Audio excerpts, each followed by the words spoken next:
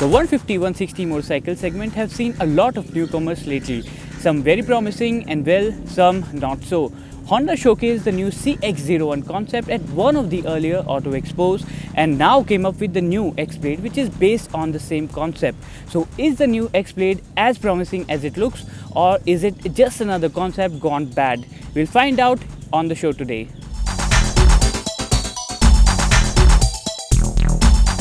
It has been given a rather sharp design, and no matter from whichever angle you have a look at it, it reminds of overly designed robots from Hollywood sci-fi movies. The front certainly is a visual treat and has been given the cliched robo-face inspired look. The headlight is a full LED unit which lights up nicely and looks attractive even in broad daylight. The tank gets a central black strip which gives a sporty appeal to the overall design.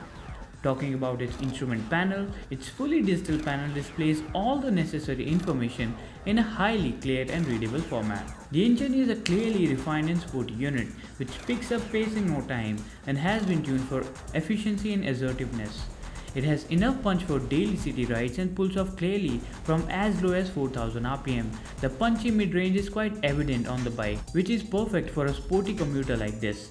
In summary, X-Blade doesn't disappoint in the engine and performance department and is spot on when performance is taken into consideration. It packs telescopic front forks and monoshock at the rear. Both the units have been tuned to be slightly on the stiffer side, aiding handling and comfort at the same time. Brakes at both the ends have more than enough bite that allows the bike to come to a halt in no time, and the stopping power is all you need on a sporty commuter of its size. But at the same time, the rear can use bit more feedback so that it doesn't lock up in a millisecond, which it tends to do sometimes.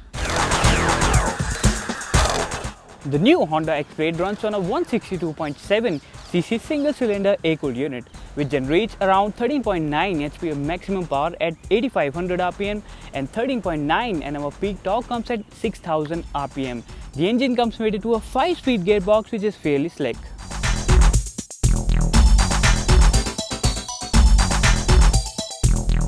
Talking about comfort, it gets a fairly wide and long seat, which scores good mark in terms of overall looks but is rather average in terms of overall back support and comfort. Maybe it can use a bit more padding for the support as it feels more flattish than it should.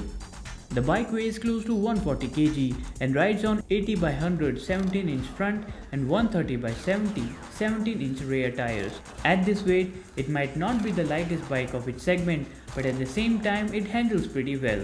It feels fairly stable in straight lines as well as around the corners.